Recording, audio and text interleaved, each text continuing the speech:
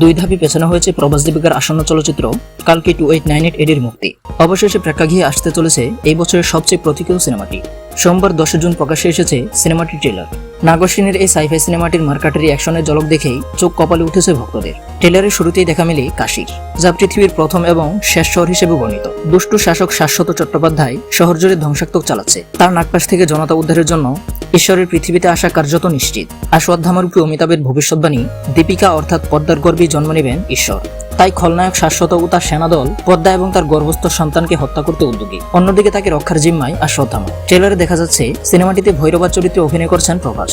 শাশ্বতর সামনে দাঁড়িয়ে সে ঘোষণা করে, আমি ছাড়া তাকে তোমার সামনে কেউ আনতে পারবে না। কেউ তাকে যুদ্ধে হারাতে পারেনি বলেও স্পষ্ট জানায় ভৈরবা। ট্রেলার জুড়ে অমিতাভ ও প্রভাস দুজনকে বেশ কিছু মার্কাটারি অ্যাকশন দৃশ্যে দেখা গিয়েছে।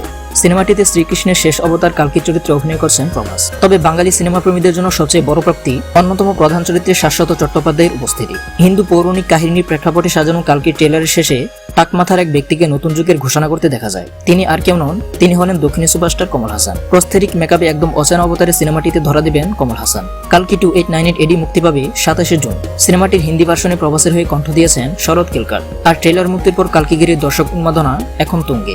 এবার মুক্তির দিনক্ষণ গুনছেন অপেক্ষায় ভক্ত অনুরাগীরা।